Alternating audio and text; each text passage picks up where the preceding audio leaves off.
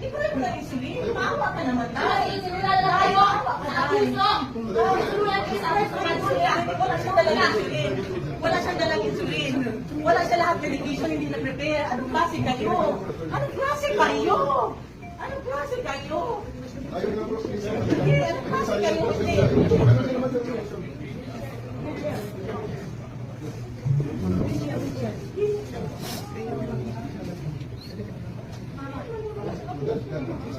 Nakakuha mo na ba? Panalipin mo niya sa doktor. Kailangan niya doktor. Kailangan niya doktor. Doktor muna. Sir, please din, sir. Buhay ito, sir. Buhay ito, sir. General, hindi po ni sinabi, sana nakaprepare po kami, kilala namin ng mga gamot na kailangan. Hindi yung gamot na Hindi wala gamot. 80 years old. Patay ito. Sinasabi ko sa inyo. Pinasama niya, pinasama niya. Sir, this is a police operation. Sandali muna kayo, sir. Ulitin natin, sir. This is your honor. Sandali muna. Back to square one. Earlier this day, I placed the former president under arrest. Very rights, and I believe that he has to submit to me. Okay? Now, we are now taking custody. The decision has been made. He's going to fly out. Okay?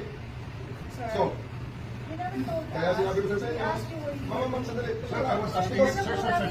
We were asking you kanina after the booking, what is next? The decision has been given only a No, sir, few minutes ago. that's not my question. My question is, after the booking, Okay, please, Insargan, guys, Insargan, i-out ang lahat except yung mga family. Sir, sir, we can do this the hard way, we can do this the easy way, sir. Believe me. I believe me, sir. Believe me, sir.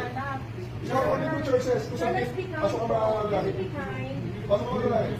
Please. Sir, can you be kind? This is a pure police operation. I know. Former president is under the custody because I have arrested him.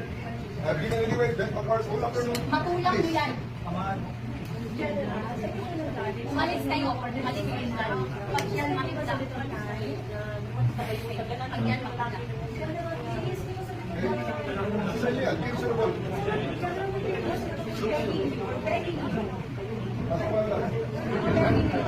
I will order the hearing this week. Huwag niyo lang. I will order the hearing this week. Sabi niyo, kung hindi lang nakuha yung order, di ba sila lang tayo?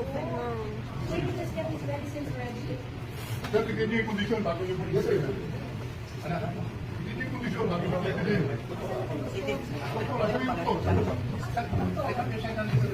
Asan yung doktor?